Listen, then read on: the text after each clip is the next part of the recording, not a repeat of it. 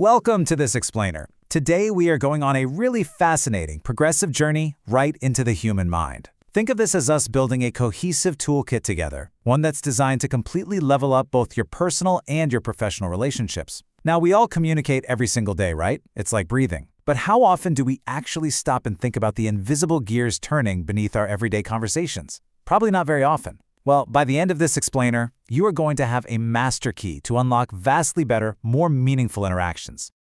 Okay, let's dive into this agenda and map out exactly where we're headed.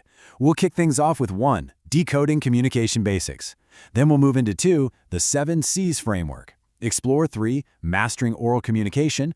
Unlock 4, opening the Johari window. And finally wrap up with 5, understanding transactional analysis. All right, let's head to our very first stop, Section 1, Decoding Communication Basics. Before we get into all the deep, advanced psychology stuff later on, we absolutely need to establish a solid baseline. So what is communication truly when you look beneath the surface? Well, let's look at the root. The English word actually originates from the Latin communicare, which is derived from the root communis. Now, I want you to focus right in on that last translation, to make common or share. That is incredibly profound when you think about it. Communication isn't just talking at a brick wall or just randomly throwing words at someone hoping they catch them. It is fundamentally, at its core, about sharing an idea so effectively that it actually becomes common property between two minds. And because it requires that shared connection to work, communication is essentially this continuous, two-way loop. It's an active exchange of ideas. It always has a goal or a purpose, and most importantly, it aims for mutual understanding. Whether that's educating a colleague on a new project, trying to convince a client to sign a deal, or just fostering a deeper connection with a close friend. Without that two-way exchange and without aiming for that mutual understanding, honestly, what you're doing isn't even communication. It's just noise. Let's move to the next part and see how this all builds into a practical strategy. Section 2, the 7 C's framework. Okay, so we've established the foundational theory. Now here is your practical, everyday checklist for communicating effectively. These are the 7 C's. And check out the brilliant alliteration memory trick here, because they literally all start with the letter C. We have completeness, conciseness, consideration, concreteness, creativity, courtesy, and correctness. Having them all start with C is a real game changer because it makes the whole framework absolutely effortless to recall. Seriously, the next time you are drafting a critical email or preparing for a big, high-stakes meeting, just run through these 7 words in your head.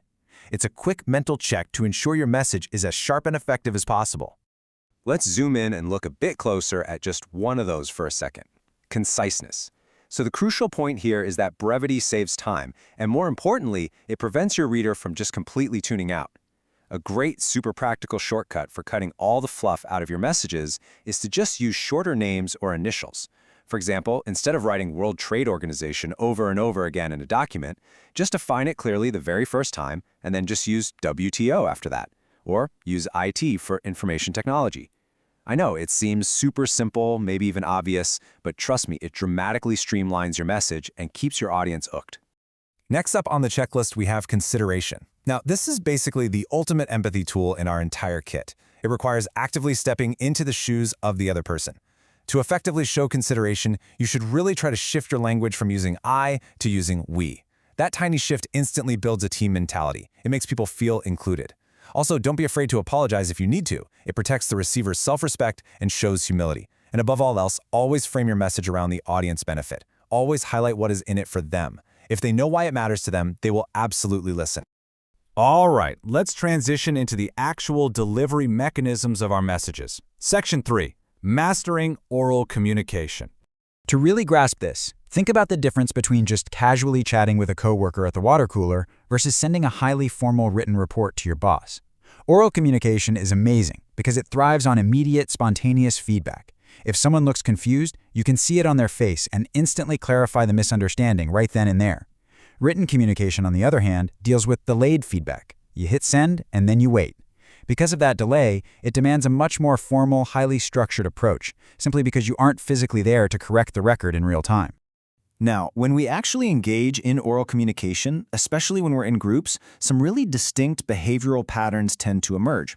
Think about your last team meeting. I bet you saw these exact types. You likely saw the dominant archetype. That's the person confidently trying to keep everyone's opinions heard to forge some kind of unanimity. Then there's the passive individual, who is quietly hesitating and maybe actively avoiding expressing their true feelings. You've got the pessimist, who is super focused on the dangers and is always raising objections. And finally, the optimist, who is enthusiastically seeking out solutions and fully trusting that positive results are absolutely possible.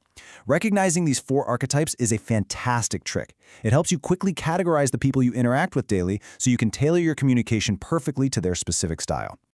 Now, let's shift the narrative a bit deeper into the human psyche. Section 4, Opening the Johari Window. Now, what's really interesting about this next slide is the name itself, the Johari window. I mean, it sounds like some ancient mystical concept, right? Or maybe some incredibly complex scientific term. But actually, it's just a really fun memory trick. It's literally just a mashup of the creator's first names, developed back in 1955 by Joseph Luft and Harry Ingham. Johari. See what they did there? It's a remarkably powerful model that we use to build self-awareness and map out all of our hidden biases and blind spots. I want you to visualize this. Imagine an actual window with 4 panes, and these panes represent everything that is known and unknown about you. You open this window, which really just means you're increasing transparency and trust with someone by using 2 specific mechanics.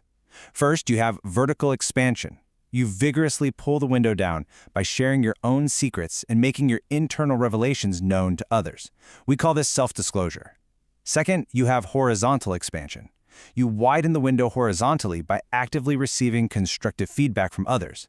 This stimulates deep reflection and helps you finally discover your own blind spots, the things everyone else sees, but you don't. Sharing openly and listening actively, that is literally how relationships grow. Okay, we are entering the final and absolute deepest layer of our toolkit. Section 5, Understanding Transactional Analysis.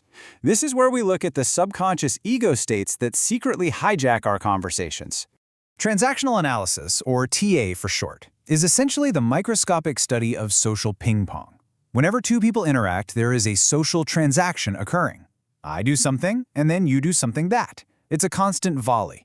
TA reveals this fascinating idea that every single time we communicate, one of 3 distinct mental ego states is secretly holding the paddle and driving our reactions. Let's look at exactly what those 3 states are. First up is the parent ego state. Now, have you ever noticed yourself pointing a finger, maybe lecturing a friend when they mess up, sounding exactly like a strict parent? Or on the flip side, maybe you instinctively step in to gently take care of a sick roommate, almost exactly the way your mother used to take care of you? Well, whenever you act, think, or feel exactly as you observe the parental figures in your life doing, you have subconsciously slipped right into the parent state. And as you can see, it typically expresses itself as either highly critical or deeply nurturing behavior. And this next one brilliantly illustrates our second state, the child ego state. Think back to a moment recently where maybe a big adult plan fell apart, like a trip got canceled, and internally, you just wanted to throw a massive tantrum. Or think of a moment where you were just uncontrollably laughing and giggling over something completely silly with a friend. That right there is the child state taking over. It's the state where you act on pure, unfiltered, raw emotion, reacting exactly as you did back in your childhood. By contrast to both of those, we have the adult ego state. This is the state where we firmly put on our thinking caps. When things go wrong, instead of immediately pointing fingers and scolding like the parent, or completely panicking and throwing a tantrum like the child, you just stay calm. You act rationally, you take a breath to collect the facts, and you think things through clearly without panicking. It is the ultimate state of clear, objective, real-time problem solving. So as we wrap up this entire toolkit today, I want to leave you with a real challenge. The next time you find yourself sitting in a stressful meeting, drafting a tricky email, or maybe even finding yourself in the middle of a heated argument with a close friend, I want you to pause and ask yourself, which ego state is currently holding your microphone? Are you truly communicating to share and make common, or are you just making noise? Take these frameworks, the 7 C's memory trick, the Johari window, the ego states of transactional analysis, and go apply them to your world today. See how it changes the game for you. Thanks so much for joining me on this explainer, and I will catch you on the next one.